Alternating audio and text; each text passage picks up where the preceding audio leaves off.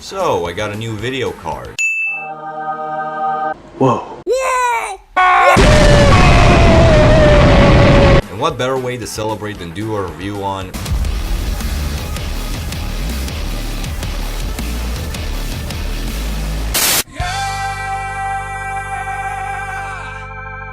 You play as Doom Guy. The end.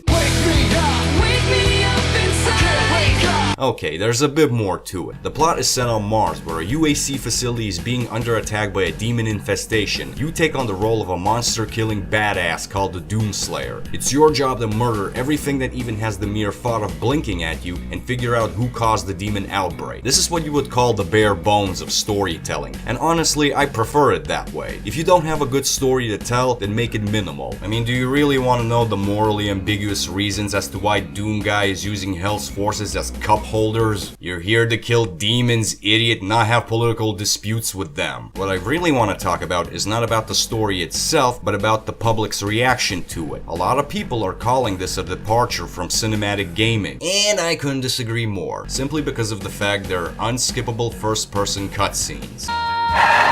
For example, there's this section at the beginning of the game where you're listening to a conversation through a computer screen. As this is foregoing, Doom Guy shoves the monitor away, indicating his disapproval. Which is cute and all, but you're still given no control and you're forced to listen to what this asshole has to say before your character does that. Why are you making me endure an unskippable story bit, where I could just be walking around listening to this said conversation, and then you could give me the option to break or shoot the monitor screen? Or better yet, why not just let me walk past it and continue minding my own business? And by business, I mean proceeding to use Hell's minions as my own private shooting gallery.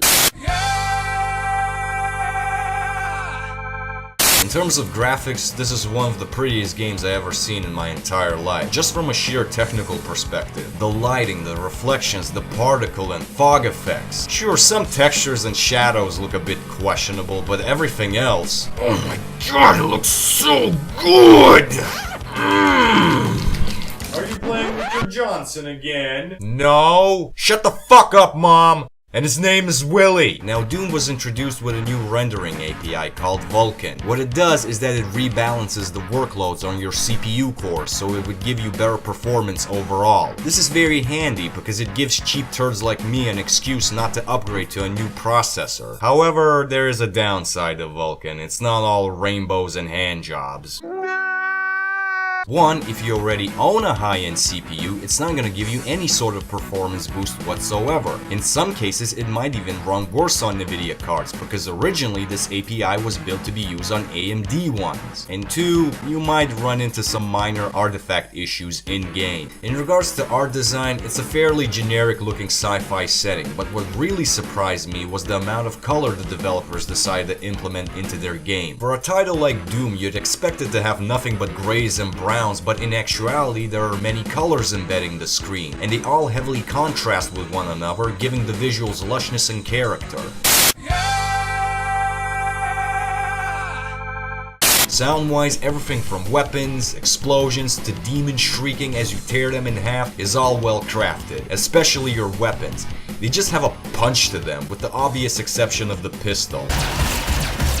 It sounds like Star Wars forgot its balls. But let's get to the nitty gritty, the soundtrack. When it comes to music, it's pretty generic gent metal. And the thing is, it does its job. It gets you pumped up, it builds tension, but a part of me wishes they did some tweaking with it. For instance, a lot of the tracks are super heavy and percussive, and that's fine, but I really appreciate some more melodic songs. Second of all, the soundtrack is in dire need of some guitar solos.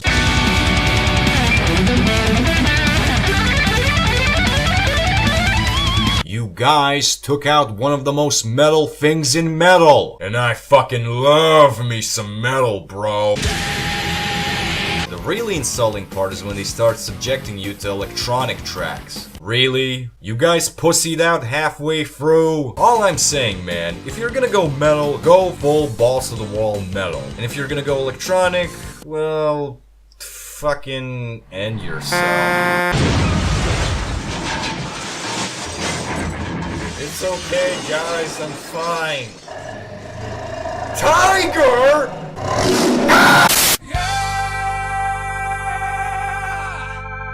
Yes, I'll have the gameplay special, and possibly a call for an ambulance because I'm dying of blood loss.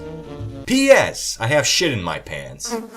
As for the gameplay, Doom doesn't do too much. There are no iron sights, reloading, sprint mechanics. Your main objective is to run and shoot, but that doesn't mean that this one aspect is not done to an exceptional level. Turning hordes of hell spawns into bloody chunks of meat is insanely satisfying. All of the guns are empowering due to their punchy feel. Doom Guy moves at a very fast pace, which gives you as much of an opportunity to dodge fireballs and incoming demons as much as it gives you a chance to chase down fleeing enemies yourself. Even though the game is undeniably reminiscent of old-school first-person shooters, it still has modern nuances. For instance, the glory kills, and at first glance they might seem to deteriorate the speed of the game. However, the deeper you descend into the battles of hell, the bigger packs of demons you start to encounter. These execution kills become essential when it comes to survival because enemies drop health afterwards. As you're rampaging the land, you will find power-ups. They either give you enhanced movement, quad damage, or my personal favorite, Berserk mode, which basically allows you to tell all of your accumulated skills to go fuck themselves, because it's time for you to rip these demons a new asshole. In between all of the death and murder, there's some first-person platforming, and it's actually pretty enjoyable, simply because Doom Guy sticks to any sort of ledge, so you never miss a jump that leads falling to your death. The environments you visit range from small corridors to giant open areas, and in my opinion, this is where the game truly shines. Most of the levels give you so much room to run around and exercise your character's mobility, which results in really intense skill-based fights. 1 second you're like, oh, look a demon, the other, here, hold this knuckle sandwich for me. The feeling of chaos and urgency Doom provides you is something else. There are upgrades in the game, and personally I see no need for so many of them. You get them from everywhere by destroying Argent cells, picking up Praetor tokens, doing in-game challenges, or completing optional trials. It just doesn't make much sense for you to acquire this large number of enhancements, mainly because the whole game builds up the Doomslayer as this mighty entity that decapitates demons just by its sneezing. But not all of the upgrades are now welcome. The two different types of weapon attachments you obtain for most of your firearms are fantastic additions. They give you a secondary fire option, which amounts to the combat's complexity. In regards to difficulty, the game offers you quite the challenge. Even on normal, the game can kick you in the nuts at certain points. On top of that, there's a decent amount of difficulty levels to choose from. The campaign is quite lengthy. It's like 11 hours on your first playthrough. The game has quite a bit of content as well. Like I've mentioned, there are tons of upgrades, but there are also collectibles and levers that lead you to retro rooms. So it's gonna take you some time to gather up everything.